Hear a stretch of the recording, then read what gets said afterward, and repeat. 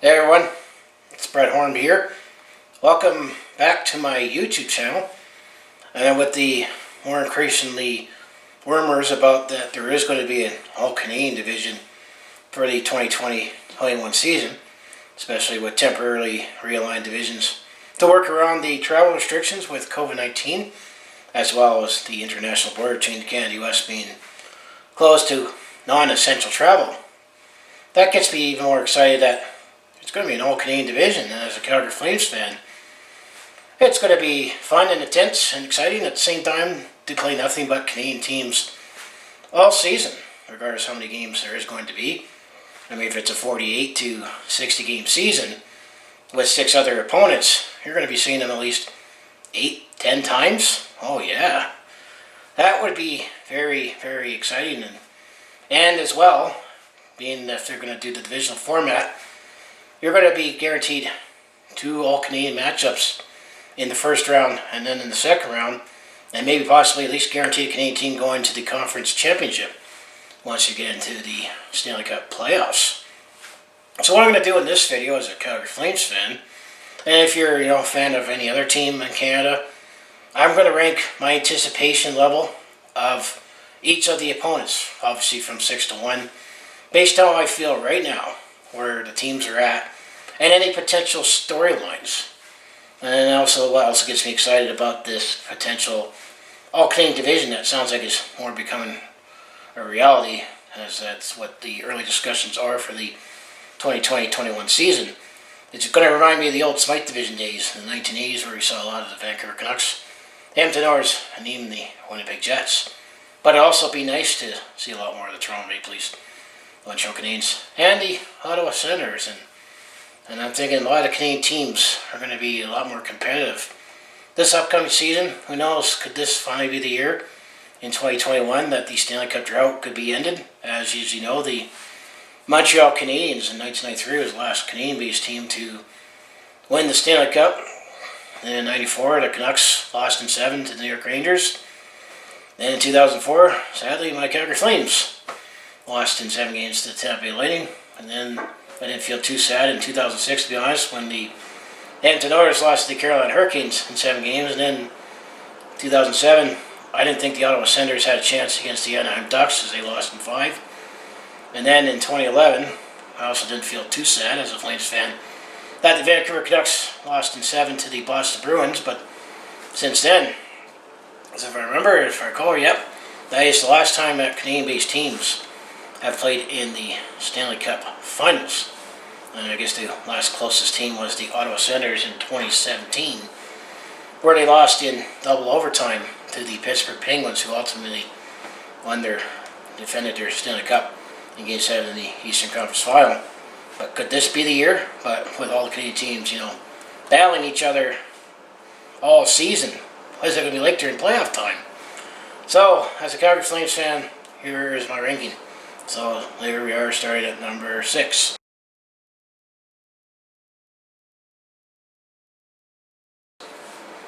I do have the Montreal Canadiens down at number 6, because right now, I mean, it's a nice historical matchup, as the Calgary Flames and the Montreal Canadiens have had a history, going back to the 1986 and the 1989 Stanley Cup Finals. And they played each other many times. It was a tradition for many years where the Montreal Canadiens came here on New Year's Eve to play on New Year's Eve. And that's just changed, given how the scheduling has worked out. And then the 2011 Heritage Classic. But right now, there's just nothing that really stands out about potential storylines or battles to really look forward to when it comes to the Calgary Flames and the Montreal Canadiens. I mean, the only former Flame that I can think of right now that's on the Montreal Canadiens is Paul Byron. I guess you could say, now that we have Yake and Markstrom, that Markstrom and Price, that'd be a nice goaltending matchup. And just to see how Josh Anderson plays with the Montreal Canadiens after they traded Max Domi to the Columbus Blue Jackets. But this of the Canadian teams right now, that's the one I have the least anticipation on. It's only going to get much better from here, as I would say, because I think after this season, there's kind of going to be some new storylines and bad blood that brews eventually if we're going to play, each other 8-10 times, depending on how many games there are in this season coming up. And then a playoff series that come out. Oh, boy. That's what I have for the Montreal Canadiens at number 6. As a Calgary Flames fan, the Flames have games, I would say, of the Canadian teams, has the least anticipation, but it's only going to really amp up from here. So that's number 6. So let's move up to number 5.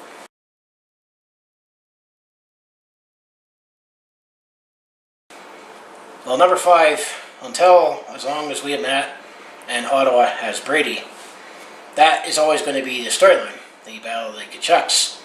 And I don't think you're ever going to see Matthew and Brady fight each other. I think they kind of have a, gentleman brotherly pact that they're never going to drop the gloves and fight each other.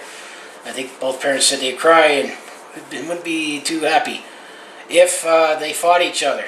And so, I mean, right now the Ottawa Senators, I would say of the 7 Canadian teams, I'm going to say will have the toughest task of getting into the playoffs because they're still going through a rebuild. But the Ottawa Senators, outside of Brady Tkachuk, I mean, they got now Matt Murray in net, so I guess you can have to say another goaltending matchup between Jacob Markstrom and Matt Murray, as well as Tim Stützle. It'll be interesting to see how he fit in with the Ottawa Senators, the recent third overall pick in the 2020 draft, and then they also picked up Alex Galchenyuk for cheap on free agency. But I'd say right now, the Ottawa Senators are still in a rebuild. Well, I feel the Calgary Flames were on the cusp of, we should be guaranteed at least be a playoff team, but I think we're still trying to get into that next step to almost being a contender. So I could still say, on paper, this would look like to be a mismatch, but let's not take the Ottawa Senators lightly either, because even though that they struggled last season and they're rebuilding, they're going to play hard. They're not going to be an easy opponent. And, the battle of the Canucks, Matthew and Brady. That is always going to be the storyline as long as both the Flames and Senators have a Tkachuk in their lineup. So it's only going to go up even more higher from here. So that's number 5. So let's move up to number 4.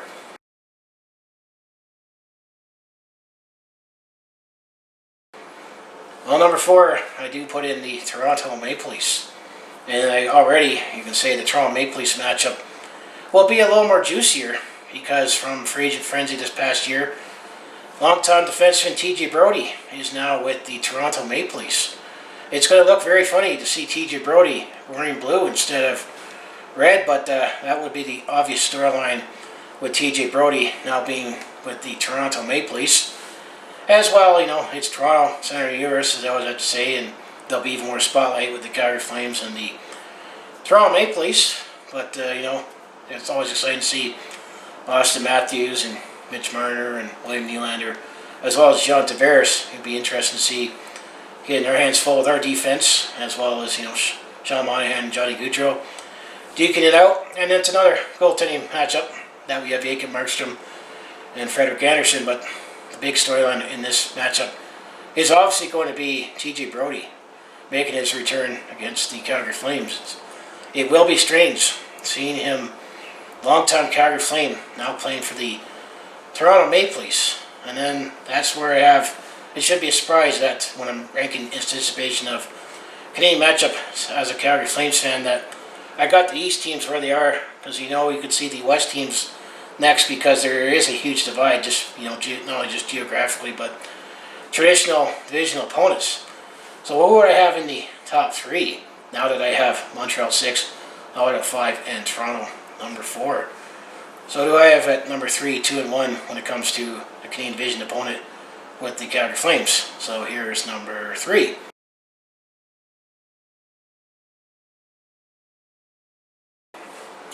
Well, I got to put the Winnipeg Jets at number 3, and definitely were some more storylines that brewed up with the return to play plan in the play-in series. You're going to definitely think the Winnipeg Jets will have a little chip on their shoulder when they see the Flaming Sea and the Calgary Flames, as that was the team that eliminated them in the play-in series in 4 games in the best-of-5 series. And it was right away the Calgary Flames were all over the Winnipeg Jets. They outplayed them, out-physicaled them, and including, game one, it was an unfortunate accident with Mark Scheifele, and of course it was Matthew Tkachuk that was involved in it. It wouldn't have been as much controversy and fireworks if it was not Matthew Tkachuk, or if it wasn't Milan Lucic. If that was Sean Monahan or Johnny Gaudreau that was in that play, it would have been, oh, it's just an unfortunate accident, but it was Matthew Tkachuk. That amps up a lot more, and then Patrick Laine also got hurt in game one as well, and that was the start of the series. You almost got to wonder, could there be maybe Paul Maurice, with the head coach of the Winnipeg Jets, and Jeff Ward of the Calgary Flames? Could there still might be some emotion that carried forward from that play-in series, as obviously both coaches are going to defend their player and talk about the other one in the negative light, but that is going to be just from that play-in series that it ignited kind of the old Winnipeg Jets rivalry that the Calgary Flames have had. They had some nice playoff battles in the mid-1980s when it wasn't with Vancouver or Edmonton. But I have Winnipeg at number 3 just from that series alone. I wonder how much more marked man Matthew Tkachuk could be, but he is starting to embrace that role of being that past player that you absolutely love to have on your team, but hate to play against. And then once again, it's always going to be the goaltending matchup now that we've upgraded to Jacob Markstrom, and they still have Connor Hellebuyck, who last won the Vezina Trophy. But I am looking forward to Jets games even more after the play-in series, and we'll see if there's any scores to settle off the ice in terms of any battles.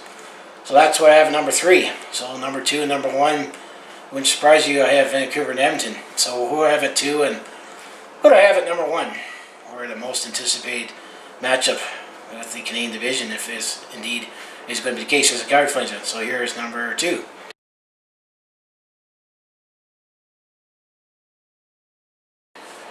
Well, number 2, I put the Vancouver Canucks just behind the Edmonton Oilers. While the Vancouver Canucks and Calgary Flames have always had, it's always a heated rivalry, extra juicy just because of geographical, division, but it's amped up even more because, in free agent frenzy.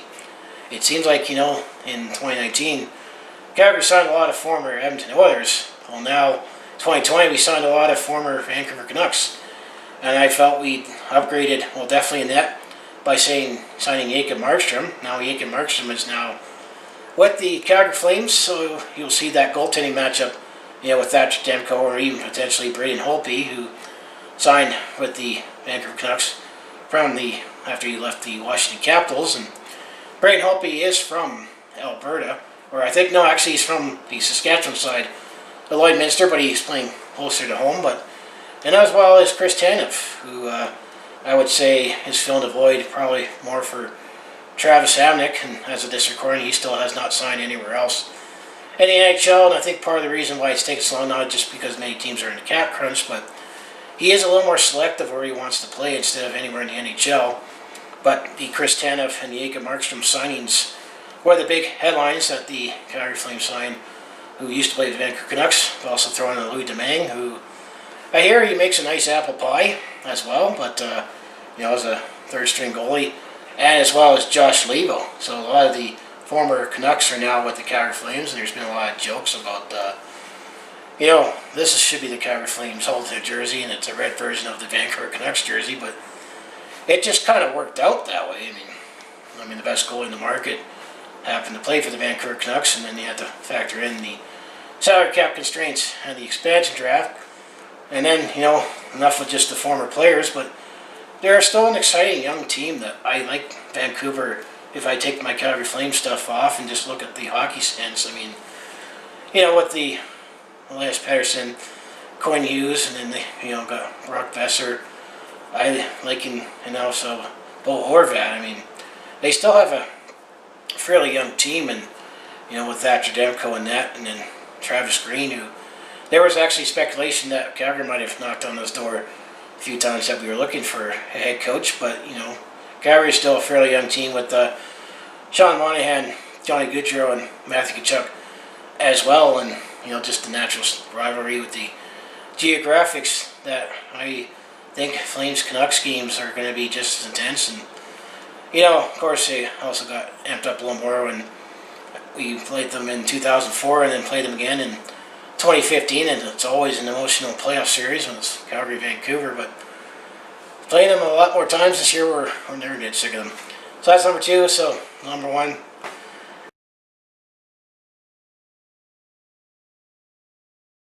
It's still got to be the Edmonton Oilers.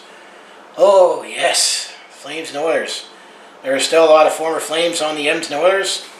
Mike Smith, you know, James Neal, most recently. I mean, he still got Chris Russell, the defenseman, as well as, although you hear maybe he's rumored to get traded, and Alex Chason. But now on the Calgary Flames side, well, Cam Talbot and Tobias Rear went bye-bye in free agency, but well, you still got Milan Lucic as the biggest polarizing former Oiler on the Calgary Flames.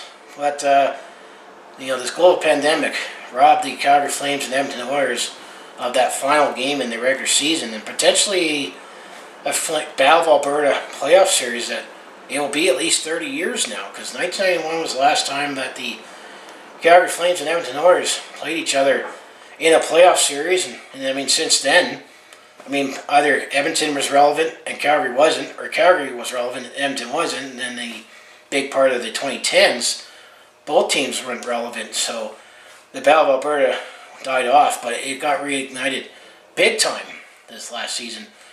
You know, especially with Matthew Tkachuk and Zach Kassian. I'm sure once they see each other on the ice, even though a lot of time has passed between that, you know, that game at the end of January and early February, where, you know, David Rick had that fist pump for winning the shootout, and then, you know, the next game, and you had the goalie fight.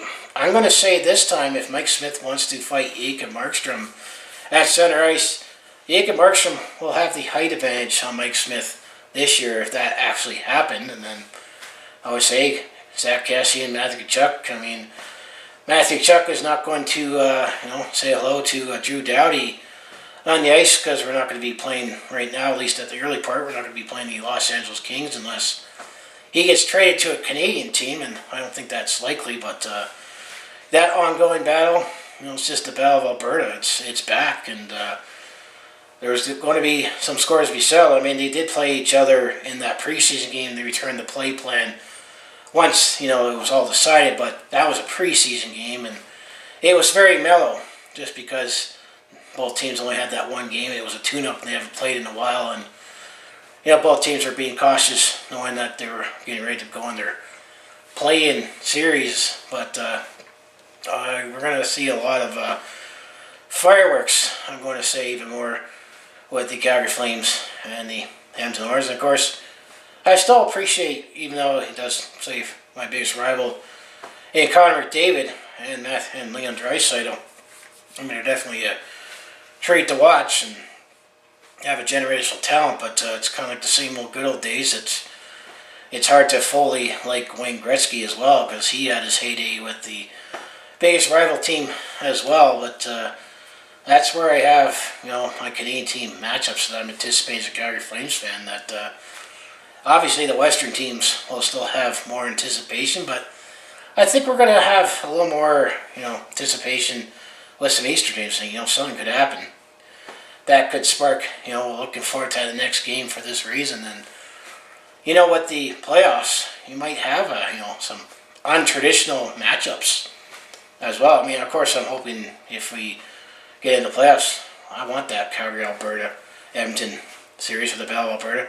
Hopefully by then, you know, fans would be allowed in attendance. That would add to that extra excitement as well, especially during playoff time, because that also what's fueled it. But you know, wouldn't it be fun to see, you know, I would say it'd also be fun to finally see Toronto and Montreal play each other in the playoffs as well, or maybe Ottawa can surprise and make the playoffs and play other Ottawa or Montreal, and who knows, it's going to be fun to have this all Canadian division, or, you know, play the Jets again, seek revenge from the playing series. I mean, the possibilities are endless, and you spin it either way you want, it's going to be really exciting. I'm going to say, I think the most exciting hockey, however this season is going to be up in the Canadian division. I mean, it's kind of biased to say that. I mean, I mean, of course, you could be some original six matchups considering all the temporary divisions line up, especially Detroit and Chicago are going to be in the same division, or Boston, the Rangers, and San Jose and Vegas. That's also become a heated rival as well due to geographics and playoff history as well. You're going to see a lot more of that in the NHL in general, but I am really, really, really looking forward to what sounds like it's going to actually be.